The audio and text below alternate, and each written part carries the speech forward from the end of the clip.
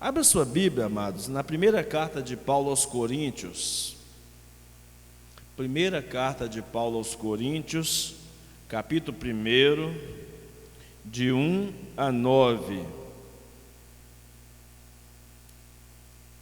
Primeira carta de Paulo aos Coríntios, capítulo 1, versículos de 1 a 9.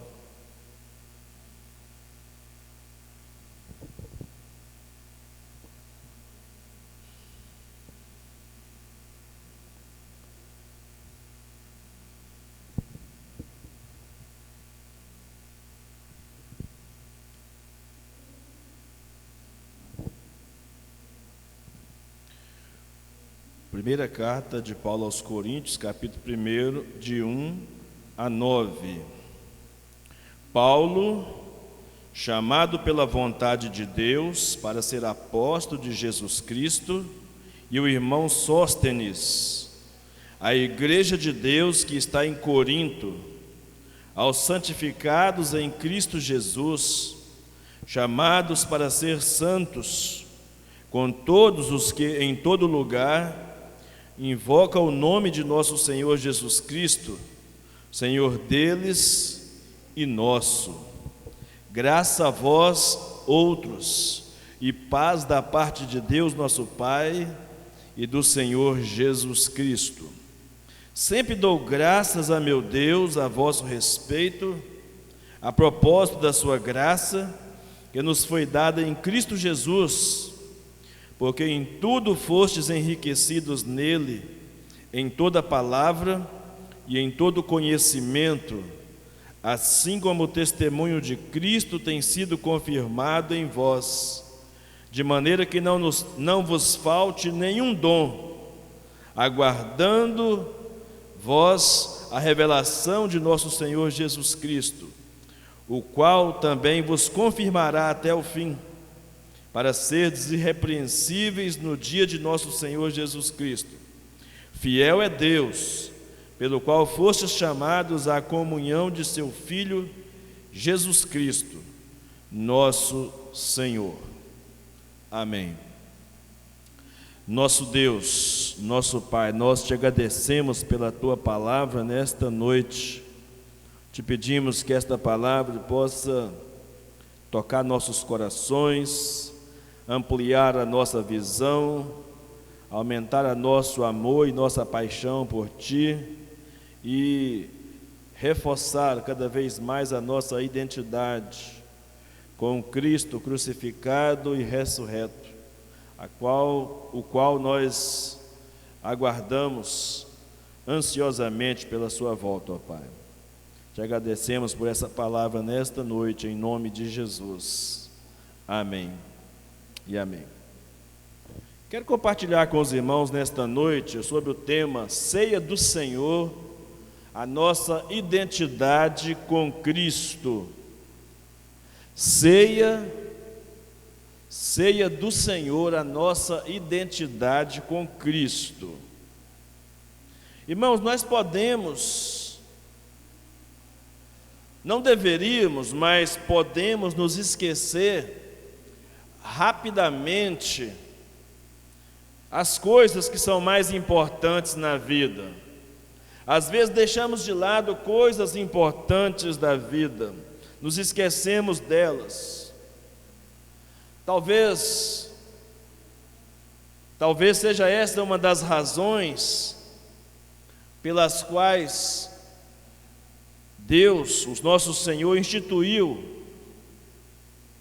a ceia do Senhor, para que ela se tornasse um memorial entre nós, entre o seu povo, assim como a Páscoa fora para os hebreus no Velho Testamento, assim está a ceia do Senhor para nós como igreja, como povo do Senhor, nesse tempo presente. A ceia do Senhor é um lembrete, é uma lembrança que nós temos da nossa relação e da nossa identidade com Cristo. E essa lembrança, esse lembrete é essencial para a nossa fé, para a fundamentação da nossa fé. A ceia do Senhor é para nós uma lembrança, um memorial da morte de Cristo para nós e por nós, e quando cremos nele, nós também morremos com ele, porque nós adotamos a morte de Cristo como sendo a nossa própria morte. E também na ceia do Senhor nós celebramos a vida de Cristo, celebramos a nossa nova vida em Cristo, porque sabemos que se Ele morreu, a nossa morte foi para que nós pudéssemos viver a vida dele. E é por isso que nós celebramos a ceia do Senhor. E Ele nos deu esse presente, essa ordenança, essa ordenação, para que nós nunca nos esquecêssemos de nossa comunhão e de nossa identidade com Ele. Então, olhando para o texto que nós lemos nesta noite, quero pontuar algumas coisas com os irmãos. A primeira delas é dizer que celebrar a ceia do Senhor é colocar o foco todo em Cristo. Celebrar a ceia do Senhor é colocar o foco todo em Cristo. Não sei se você percebeu na leitura desse texto, mas nesses 9 versículos que nós lemos, o apóstolo Paulo menciona 9 vezes.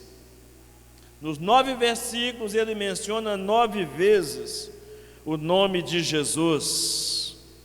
Por que razão? Jesus era o centro da pregação, o centro da vida do apóstolo Paulo, e Jesus deve ser o foco e o centro da vida de todo cristão. Os nomes dados a Jesus aqui, no texto, falam da sua majestade, da sua grandeza, da sua soberania, razão pela qual devemos cultuá-lo e adorá-lo. Então, se vamos colocar foco em Cristo, Paulo nos apresenta no texto que nós lemos, que esse foco precisa estar pelo menos em 3 coisas básicas ou distintas: foco na majestade ou na grandeza de Cristo, foco na mensagem na mensagem de Cristo, e foco no ministério que Cristo tem, no próprio ministério de Cristo e no ministério que Ele nos dá também. No primeiro momento, ao falar sobre a majestade de Cristo, o apóstolo Paulo apresenta aí no texto, no verso 2, chamando Ele de Senhor, com todos os que em todo lugar o invocam, ou invocam o nome do Senhor, ou do nosso Senhor, Senhor deles e nosso. Essa palavra Senhor, ela tem um grande significado, porque Paulo não só fala dele como Senhor, mas também fala dele como nosso Salvador, como o Messias, o Mestre, e ela então vem carregada de todos esses significados.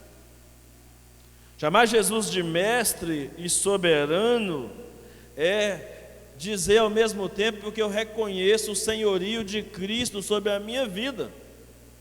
Em algum momento do seu ministério, Jesus reclamou isso com algum dos seus discípulos.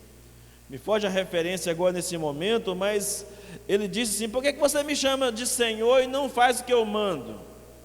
E não me obedece? Que contradição é essa? Eu ser o seu Senhor e você não me obedecer? Qual que é a sua identificação com esse senhorio de Cristo? Você tem aceito o senhorio de Cristo em sua vida? Você tem chamado Jesus de Senhor e feito tudo ao contrário do que Ele tem mandado você fazer, do seu ensinamento, da sua palavra. Quando Paulo diz ou apresenta Jesus como Salvador,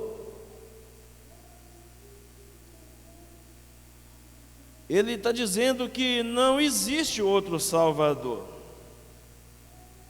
que Jesus é o único Salvador. E a pergunta que fica é o que você tem experimentado dessa salvação que Jesus veio trazer? Uma coisa é você dizer que Jesus é o Salvador, mas e na sua vida pessoal? Você pode afirmar categoricamente que Jesus é o seu Salvador pessoal? Qual é o nível de crença e qual é o nível de relacionamento que você tem com Ele, para que Ele se torne o seu Salvador pessoal? Quais são os efeitos da salvação que podem ser vistos em você? Quais são as marcas da salvação que podem ser vistas em você? Você é uma pessoa que desenvolveu o fruto do Espírito Santo? Você é uma pessoa que adora a Deus em espírito e em verdade? Você é uma pessoa que tem prazer em servir? Você é a pessoa que ama o seu irmão,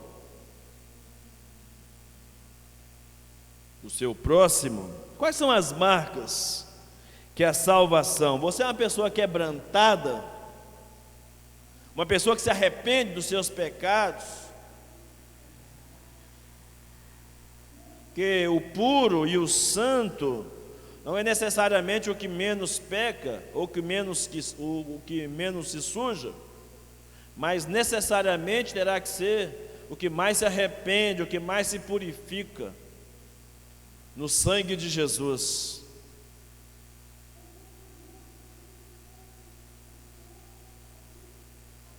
Quais são os efeitos sobre você? E quando Paulo deixa para nós essa instrução de Cristo como o ungido de Deus, de Cristo como sendo essa manifestação da promessa de Deus para nós, nos versos iniciais, ele fala sobre isso, Ele diz: a igreja de Deus que está em Corinto, aos santificados em Cristo. A palavra Cristo significa ungido. A palavra Cristo significa Messias, o Filho de Deus. Quem é Jesus para você? Você diria como o apóstolo Pedro: tu és o Cristo, o Filho do Deus vivo? Ou existe alguma dúvida no seu coração a respeito da messianidade de Jesus, da divindade de Jesus? Porque se não houver nenhuma dúvida no seu coração sobre o fato de que Jesus é Deus, por que não obedecê-lo? Por que não seguir as suas instruções? Afinal, a Bíblia diz que obedecer é melhor que sacrificar. 1 Samuel capítulo 15, versículo 22. Obedecer é melhor do que sacrificar. Então o primeiro foco está na pessoa de Cristo. O segundo foco, na mensagem dele. Há apenas um evangelho a apresentar. Aliás, no capítulo 1 de Gálatas, o apóstolo Paulo diz que se alguém trouxer um outro evangelho, ainda que viesse com ares de seres celestiais, ainda que fosse ele, o próprio Paulo, a tentar pregar um outro tipo de evangelho, ele diz: seja anátema, seja maldito, não há outro evangelho para se pregar. E a mensagem central do Evangelho é Cristo crucificado, sepultado e ressuscitado ao terceiro dia, a Bíblia diz. 1 Coríntios capítulo 15, versículos 3 e 4. A mensagem do Evangelho, amados, a Bíblia diz que ele é o poder de Deus para a salvação de todo aquele que nele crê. Romanos 1,16. A mensagem do Evangelho é aquilo que o apóstolo Paulo chama de mensagem ou de palavra da cruz, que é loucura para os que perecem, mas para os que creem é poder de Deus. Glória a Deus. 1 Coríntios 1,18. Sobre qual evangelho você tem vivido? Qual evangelho você tem pregado? Olha o que Paulo diz: nós pregamos a Cristo crucificado, que é escândalo para os judeus, loucura para os gregos, mas para os que são chamados, tanto judeus como gregos, Cristo é poder de Deus e sabedoria de Deus. 1 Coríntios 1, 23, 24. Você crê nisso? Você tem pregado isso? Ainda que seja loucura para esse mundo presente que nós vivemos, a pregação que pregamos, nós temos um compromisso com essa pregação. E depois de focarmos na majestade, na mensagem, precisamos focar no ministério de Cristo. Cada dom espiritual, privilégio, é uma bênção que temos como resultado da graça de Deus em nosso favor. Nós não temos nada para nos vangloriarmos. Aliás, a Bíblia diz que se alguém que tiver que se gloriar, que se glorie na cruz de Cristo. A Bíblia diz que se alguém tiver que se gloriar, que se glorie no Senhor. 1 Coríntios 1, 31. Nesses poucos versos que nós lemos, nós aprendemos algumas coisas importantes sobre o ministério de Jesus e sobre o nosso ministério. Quero lembrar que ministério é serviço, serviço prestado. Em primeiro lugar, no verso 2, Paulo diz que ele salva aqueles que invocam o seu nome. Verso 2, salva o que invoca o seu nome. Eu te pergunto, a quem você tem invocado? A quem você tem invocado? Nossa única esperança está no Senhor, na força do seu poder. Ele veio para te salvar. E se você já entendeu, ou já se encontrou como um salvo pela graça, você tem a obrigação, o compromisso de ser um porta-voz da mensagem da salvação em Cristo Jesus. O mesmo versículo diz que ele santifica aqueles que são seus. Santificar significa ser separado, separado para Deus, para o louvor da sua glória. Você tem vivido como um santificado? Você tem vivido como um separado para Deus? Você tem se consagrado a Deus todos os dias? Quando você acorda, quando você vai trabalhar, quando você vai para sua casa, quando você sai da sua casa, quando você vem ao culto, quando você vai embora do culto, quando você está dirigindo o seu carro, quando você está fazendo suas atividades diárias, você tem se consagrado a Deus? É para a glória dele? Afinal a Bíblia diz, quer comais, quer bebais, ou façais qualquer outra coisa, fazei tudo para a glória de Deus. Porque todas as vezes que você fizer tudo para a glória de Deus, não haverá espaço para murmuração. Só glória, só louvor, só adoração. Pode ser o pior patrão que você tiver, pode ser o pior empregador que você tiver, e as relações familiares podem ser as piores possíveis. Ainda assim, o nosso compromisso é para a glória de Deus. A Bíblia diz: Ele veio te santificar, te separar, não para você viver para você mesmo, nem para o mundo e seus prazeres. O seu prazer está único e exclusivamente nele. Viver para Ele em tempos como esse que estamos vivendo é um grande desafio, irmãos. Por isso busque de todo o coração o que a Bíblia diz, o poder que Ele tem para te santificar. Tem uma contrapartida nossa? Tem, mas o poder é dele. Então busque esse poder. Ele está dizendo aqui que Ele é poderoso. Ele é poderoso para santificar. Ou quando diz aqui, aos santificados, aqueles que Ele já exerceu a santificação sobre suas vidas. Os versos 3 e 4 apresenta Jesus como fonte de toda graça. O nosso ministério deve ser marcado por um ministério de graça, e não um ministério desgraça, mas um ministério de graça, cheio de graça, porque a fonte de graça é Jesus. Jesus é fonte de graça para todos que são dele. A Bíblia diz aí, nos versos 3 e 4, e essa graça é inesgotável, disponível para todos que lhe pertencem. De qual fonte você tem bebido? De qual fonte você tem experimentado?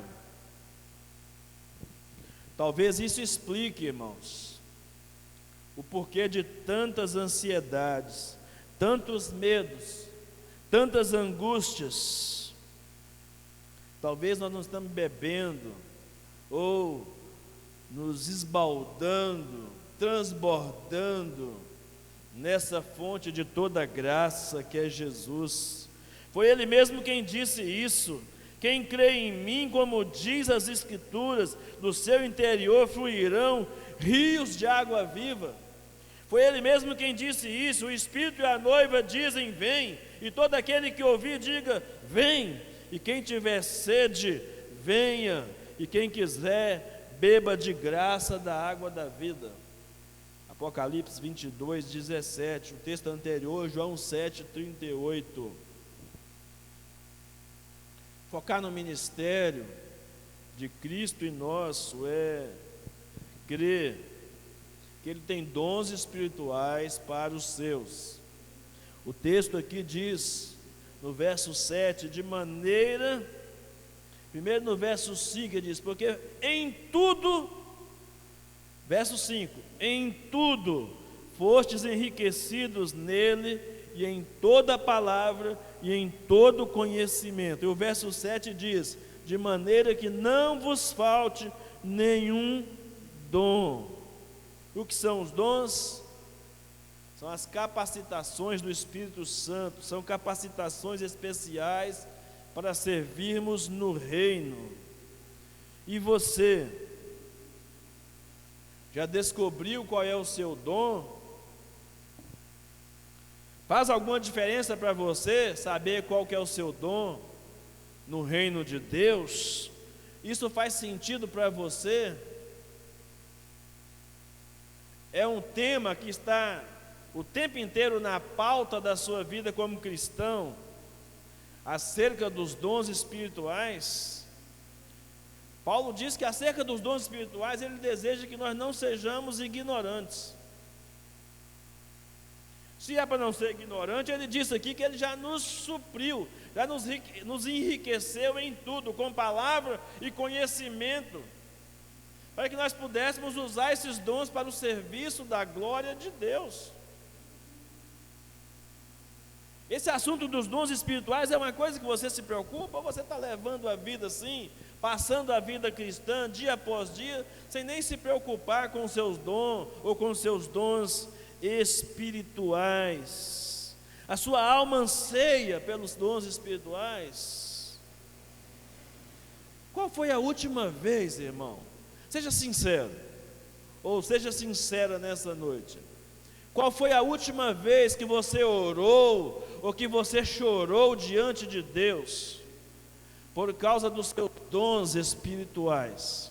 Qual foi a última vez que você entrou em conexão com Ele para dizer que você quer ser usado por Ele de alguma forma no seu reino, no seu ministério? Qual foi a última vez que você pediu a Ele que lhe aperfeiçoasse naquilo que você acha que é o dom que Ele lhe deu? E quais são as intervenções que você fez na sua vida, de quando você descobriu o seu dom, para aperfeiçoar o dom que Deus te deu? Como é que você se relaciona com Deus, com Cristo, foco nele, na mensagem e nos dons, no ministério que Ele lhe deu? De que forma você está exercitando isso? Eu sei, irmãos, eu sei que a Bíblia diz que é o Espírito Santo quem reparte os dons, particularmente a quem Ele quiser. Está lá escrito, 1 Coríntios, capítulo 12, versículo 11. Mas eu sei também que no final desse capítulo ele diz assim: procurai com zelo os melhores dons. E no meu entendimento, os melhores dons são os dons de serviço.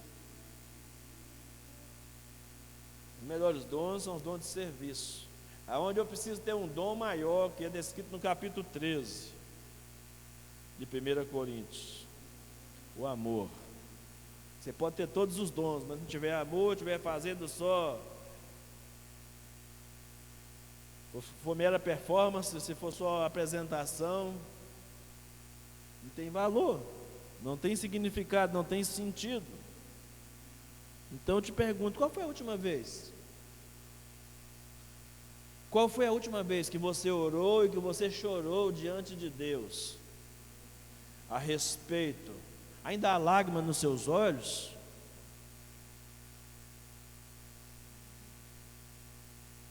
Parece que os crentes de hoje só choram diante de Deus quando está com algum problema. Essa é a impressão que eu tenho. Me perdoe se eu estiver julgando mal, mas a impressão que eu tenho é que crente só chora quando tem problema. E chorar, o que a Bíblia diz? Bem-aventurados que choram, porque eles serão consolados. É isso, Austin?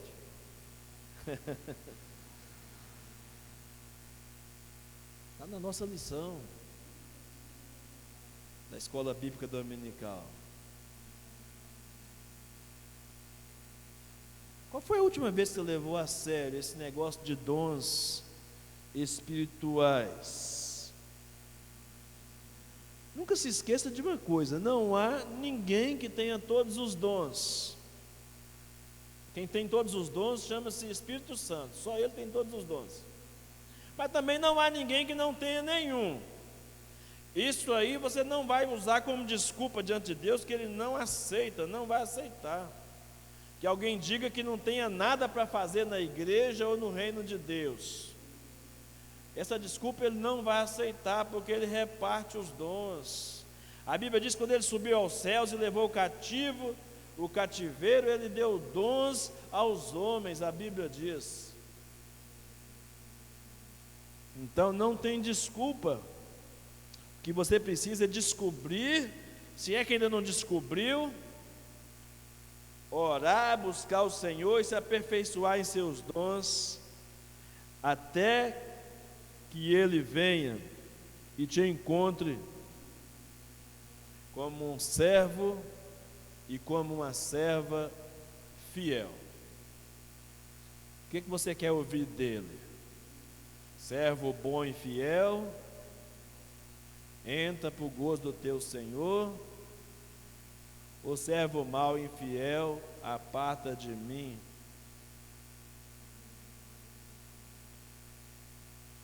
O que você quer ouvir? No verso 8, no que diz respeito ao ministério de Jesus, é o que nós somos chamados a descansar nesse ministério de Cristo. O apóstolo Paulo diz que Ele é quem protege os que são seus.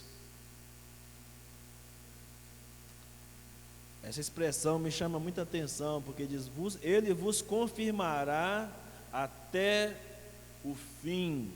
Em Filipenses 1,6, a Bíblia diz que Ele completará a obra que Ele começou a fazer em nossos corações. O apóstolo Paulo, numa das cartas a Timóteo, ele diz que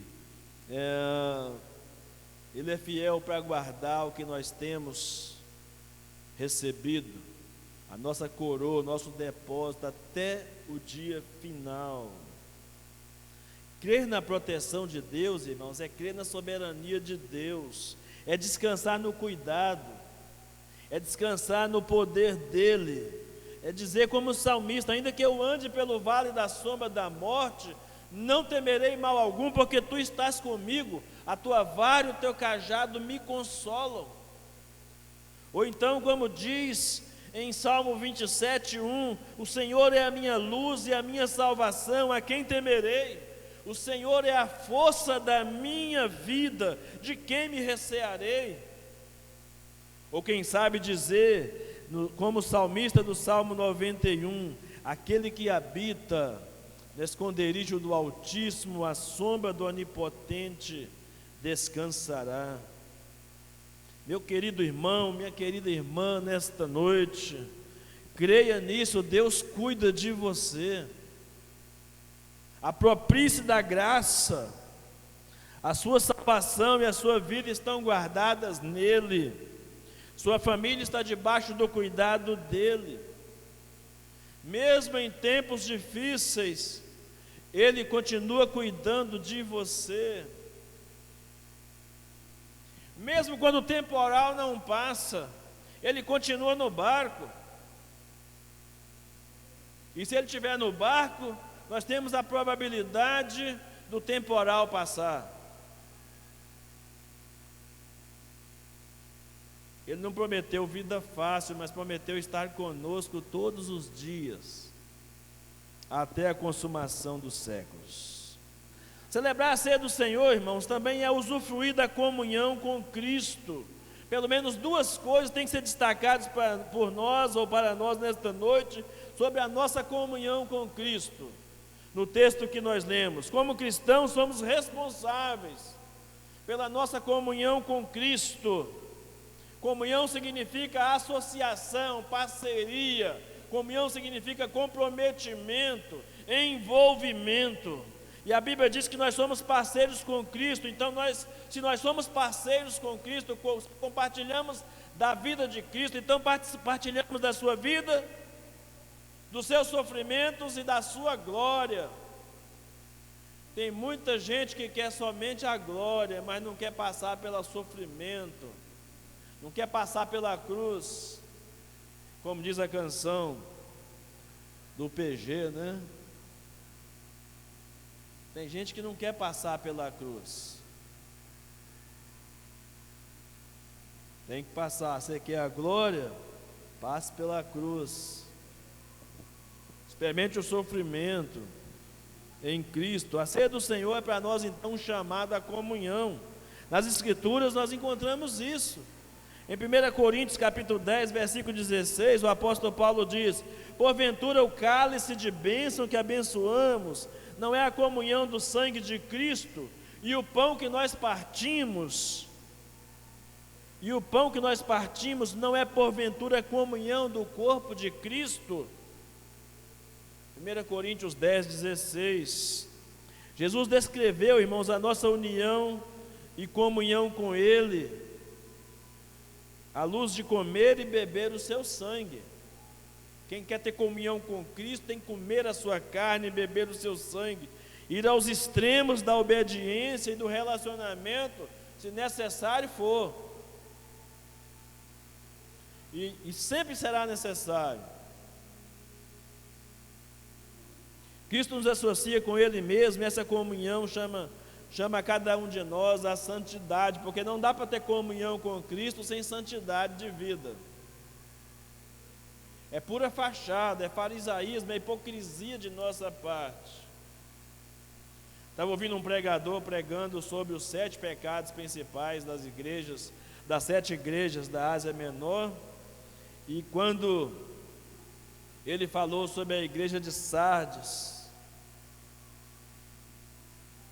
ele falou assim: qual que é o pecado que está falando aqui? De cara, eu matei a charada, que era o pecado da hipocrisia. Tem nome de que está vivo, mas está morto. E ali ele fez uma explicação, irmãos, que eu nunca tinha visto antes, sobre isso aí. O que ele chamava, o que ele considerava de hipocrisia. Disse assim: hipocrisia é você deixar as pessoas pensar alguma coisa a respeito de você que você não é, e você continuar deixando as pessoas pensando que você é. Ficou claro ou não? Hipocrisia é você deixar as pessoas pensar que você é uma coisa que você não é, e você alimenta ainda mais essa impressão, esse sentimento que as pessoas têm a seu respeito. Isso é hipocrisia. Tem nome de que está vivo, tem só aparência. É igual aquela história, do homem, de um crente, um diácono que morreu e estava sendo velado na igreja, e aí os irmãos chorando, ao redor do caixão, aquela coisa toda, e a família lá atrás. Geralmente as famílias ficam perto do caixão, família lá atrás, e todo mundo elogiando. Esse foi um homem abençoado, um santo homem de Deus. E os melhores elogios estavam sendo traçados para aquele homem. Quando num dado momento a viúva levanta no banco de trás e diz para a filha assim: vai lá, filha, vê se é seu pai que está no caixão mesmo. Confere se é seu pai que está no caixão mesmo. Tem nome de que está vivo, mas está morto. E não era, para a família dele, não era o que os irmãos da igreja pensavam a respeito dele. Então, irmão, ser do Senhor é um momento, nós nos tornamos responsáveis diante de Cristo, porque a ceia do Senhor é um momento para nós examinarmos as nossas vidas. Devemos nos confessar e arrepender de todos os pecados conhecidos, inclusive daqueles pecados que nós ocultamos aos homens. Isso mesmo, não se iludam, não estão ocultos a Deus. Os nossos pecados não estão ocultos a Deus. Eu costumo dizer que Provérbios 15:3, que eu gosto tanto de citar, os olhos do Senhor estão em todo lugar, contemplando os bons e os maus. Eu costumo dizer que esse versículo, ele pode ser uma bênção ou pode ser uma ameaça. Ele pode ser uma bênção quando você está vivendo na verdade, você é um cara sincero, uma pessoa sincera, um irmão, uma irmã sincera, um marido sincero, uma esposa sincera, um filho sincero, aos olhos de Deus, você está fazendo as coisas corretamente. Então isso é uma bênção, porque ainda que alguém desconfie de você, ainda que seu marido desconfie de você, ainda que sua esposa desconfie de você, ainda que os seus pais desconfiem de você, ainda que você desconfie dos seus filhos, mas se você está resguardado por esse santo temor de um Deus que tudo vê, ainda que pense o contrário, o seu coração está em paz com Deus. Aleluias. Mas se você estiver fazendo a coisa errada, é uma ameaça saber que os olhos de Deus estão vendo você no seu erro, no seu pecado, todo dia, toda hora, todo instante. Os olhos do Senhor estão sobre você. Ou como diz o escritor de Hebreus, capítulo 4, versículo 13, irmãos, nada em toda a criação está oculto aos olhos de Deus. Tudo está descoberto e exposto diante dos olhos daquele a quem havemos de prestar contas. Tudo. Sabe o que é tudo? É tudo mesmo. Não existe pecado, não existe crime perfeito e nem pecado secreto. É secreto só dos homens, mas Deus tudo vê, a Bíblia diz, e vai pedir contas. Ele vai pedir contas de tudo quanto nós fizemos às escondidas, no secreto. E se você tiver alguma dúvida de algum pecado não confessado, peça ao Espírito Santo que Ele traga a memória e desde já se arrependa deles. Faça como o salmista no Salmo 19, verso 12, que diz assim: quem é que pode conhecer os seus próprios pecados? E ele diz: livra-me, Senhor, daqueles que me são ocultos. De repente você pode ter cometido um pecado sem saber que está cometendo um pecado, então peça a Deus, Deus me ajuda. Porque na maioria dos casos, irmão, vamos ser sinceros aqui, vamos ser sinceros. Se você é um crente de verdade em Jesus, na maioria das vezes que nós pecamos, nós sabemos que nós pecamos. Às vezes já sabemos que pecamos antes mesmo de pecarmos, e mesmo assim pecamos em desobediência a Deus. Vamos ser honestos. Vamos pelo menos sermos honestos diante de Deus. Na maioria das vezes nós sabemos que está errado, e pecamos assim mesmo. E na maioria das vezes o Espírito Santo nos incomoda. Naquele momento que você fez o pecado, cometeu o pecado, o Espírito Santo já deu uma cutucada em você. Ou então tem alguma coisa errada aí. Ou eu estou enganado? Você peca e fica tudo de boa, o Espírito Santo não fala nada, você continua a sua vida espiritual normal, não acontece nada, está tudo bonito, tudo lindo e maravilhoso, você continua pecando. Você sabe que não é assim, irmão. Você sabe que não é assim. O Espírito Santo puxa você, ele vai cutucar, vai te chamar para o arrependimento. Aliás, antes que você peque, ele vai tentando nos livrar da tentação, vai mostrando para nós, para que a gente não peque. Por isso que aquele texto de 1 João capítulo 2 diz: filhinhos, essas coisas vos escrevo para que não pequeis. O propósito de Deus é que nós não pequemos. Mas ele diz: se pecar, tem um advogado, que é Jesus. Então confessa para o advogado, fala para ele. Todo criminoso ou todo réu confessa tudo que fez para o advogado. Só que para o advogado, que é Jesus, você não precisa, né? Você conta tudo para o advogado fala assim: ó, não, a versão que você vai contar daqui para frente não é essa não, né? Você vai contar outra versão. O advogado vai te induzir a mentir, a fazer o errado. Mas diante do advogado, que é Jesus, não. Ele diz: eu já paguei por esse pecado, eu já paguei o preço por ele. O que eu quero que você faça aqui é exatamente o que eu pedi para a mulher adúltera. Você sabe o que é?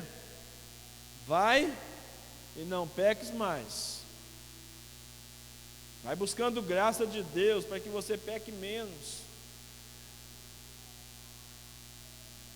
O pecado tem que ser de fato acidente na nossa vida e não algo rotineiro. Porque a nossa incapacidade de fazer esse autoexame, irmãos, vai trazer juízo, castigo para nós. No texto que nós gostamos sempre de usar, 1 Coríntios 11, 31 e 32, diz: se nós julgássemos a nós mesmos, não seríamos julgados. Quando, porém, somos julgados pelo Senhor, somos corrigidos, para não sermos condenados com o mundo. Então, busque em Deus a sua responsabilidade na comunhão, na sua comunhão com Cristo. E também o verso 9, o apóstolo Paulo deixa claro para nós no verso 9, que comunhão com o Senhor é uma relação de confiança. quando ele diz que Deus é fiel. As promessas de Deus são cumpridas e serão cumpridas porque Ele é fiel, irmãos. A nossa esperança está no caráter imutável de Deus, do Deus Santo, que nos chama para si mesmo por meio da graça de Cristo. É Deus que também nos confirmará até o fim, a Bíblia diz no verso 8. Esse Deus fiel, nosso futuro depende de Deus. Nós somos infiéis, mas Deus é fiel. Ele se mostrou verdadeiro conosco incontáveis vezes. O apóstolo Paulo, escrevendo a Timóteo, no capítulo 2, versos 11 a 13, ele diz: esta palavra é digna de confiança. Se morremos com Ele também viveremos. Se perseveramos, com Ele também reinaremos. Se o negamos, Ele também nos negará. Mas se somos infiéis, Ele permanece fiel, porque não pode negar a si mesmo. Deus é fiel. E você? De vez em quando eu vejo os adesivos a alguns carros, né? Já viram, não? Deus é fiel. Dá vontade de escrever aí embaixo. E você? Eu quero saber você. Eu não tenho nenhuma dúvida da fidelidade de Deus, mas eu preciso colocar em dúvidas de vez em quando a minha fidelidade a Ele. Você já colocou em dúvida alguma vez a sua fidelidade a Deus? Ou você é do tipo que fala de fidelidade só da boca para fora, mas não expressa em atos, em ações específicas? E em último lugar, celebrar a ceia do Senhor é celebrar toda a nossa expectativa com Cristo. Isso envolve duas coisas. Primeiro, no versículo 7, na parte B do versículo 7, ele diz: aguardando vós a revelação de nosso Senhor Jesus Cristo. Aguardando, vai administrando, vai usando os dons, vai trabalhando, vai servindo e aguardando a revelação, a manifestação de nosso Senhor Jesus Cristo. E no verso 8, diz o texto sobre a concretização, a confirmação do nosso estado de perfeição em Cristo, e do qual também vos confirmará até o fim, para serdes irrepreensíveis no dia de nosso Senhor Jesus Cristo, no dia do acerto de contas, no dia final, no dia do juízo final. Nós temos a consciência de que concretizará em Cristo o nosso aperfeiçoamento em Cristo. Então, duas coisas básicas aqui. Primeiro, a própria expectativa do nosso coração. E eu pergunto a você: você tem expectativa sobre a volta de Cristo? Ou você está tão mergulhado em seus trabalhos, em seus negócios, nos seus estudos, no seu dia a dia, que você nem tem tempo para pensar na volta de Jesus? Todo dia, irmãos, nosso coração deve ser nutrido pela santa expectativa do nosso encontro triunfal com Ele. Deve ser um cântico de louvor de nosso coração, de nossos lábios, todo dia: Maranata, que quer dizer: ora vem, Senhor Jesus, vem logo. Estou com pressa, estou ansioso pela Tua presença. Deve ser um canto dos nossos lábios, do nosso coração. E quando Ele nos instituiu a ceia do Senhor, disse: até que Ele venha. 1 Coríntios capítulo 11, versículo 26. E o aperfeiçoamento da nossa santidade, da nossa perfeição, né, em Cristo,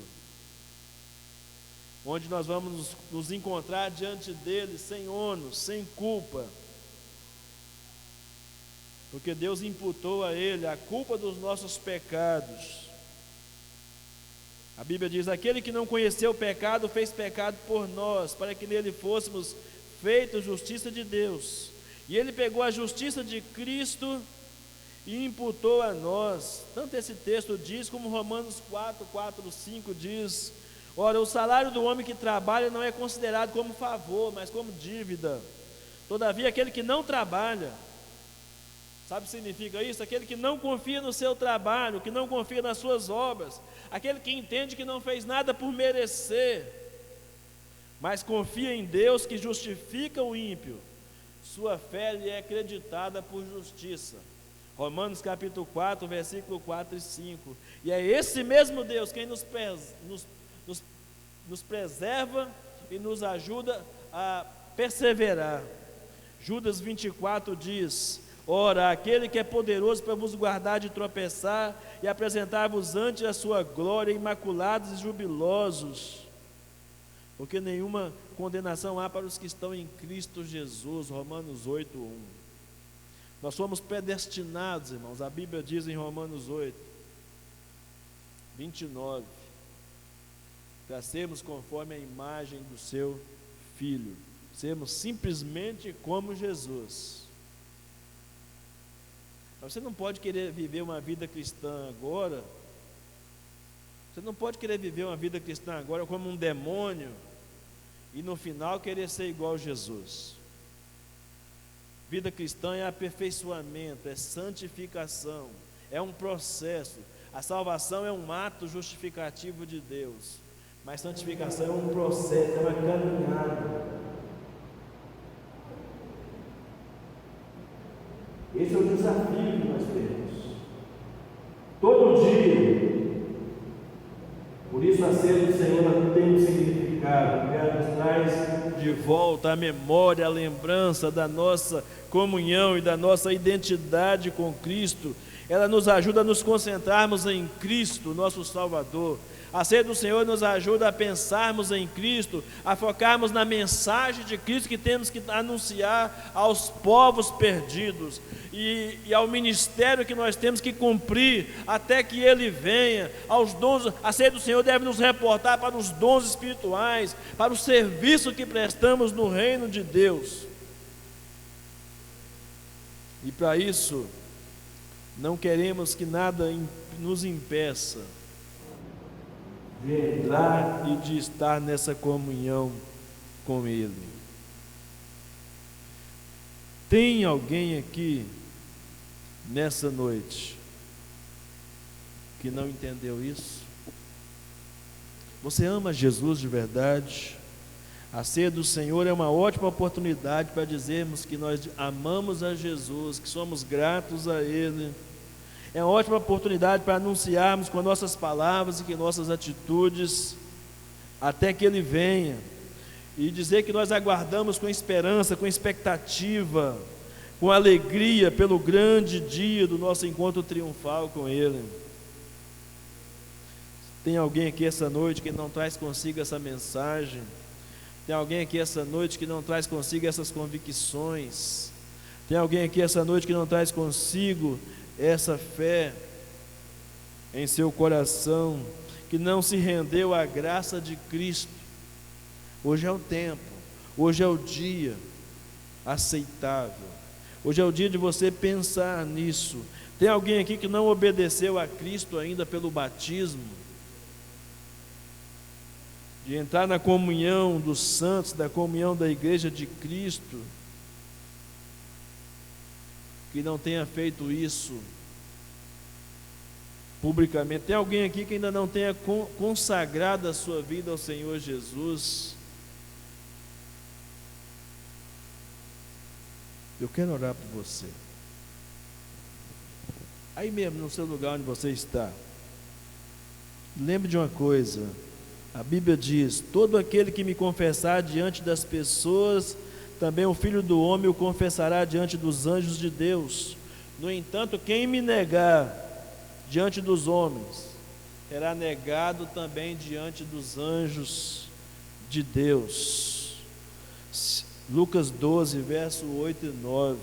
Se alguém se envergonhar de mim e das minhas palavras, o Filho do Homem igualmente se envergonhará dele, quando voltar em sua glória e sob as honrarias do Pai e dos santos anjos. Lucas 9, 26. Eu quero orar por você, aonde você está aí mesmo, que de alguma forma isso tem algum significado para a sua vida. Que a ceia do Senhor, todas as vezes que nós o fizermos isso, que celebremos a nossa identidade com Cristo Jesus. Amém?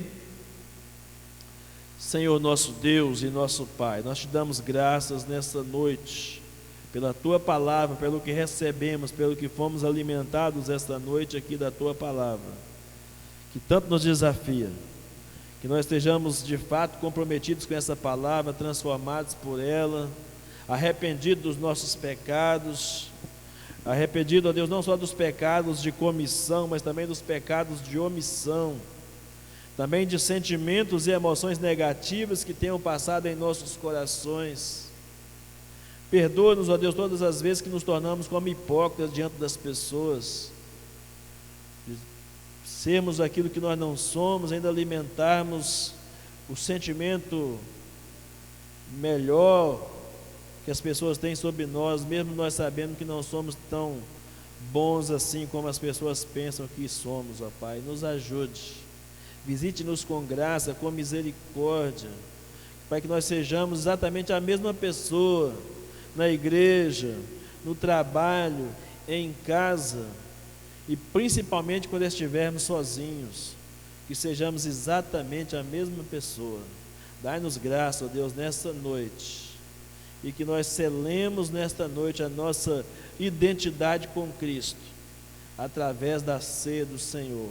Se tiver alguém nesta noite com dúvidas em seu coração, ó Pai, que o Espírito Santo visite com graça esse coração, transforme essa vida, traga à memória tudo que pode trazer esperança, porque as misericórdias do Senhor se renovam a cada manhã sobre nós.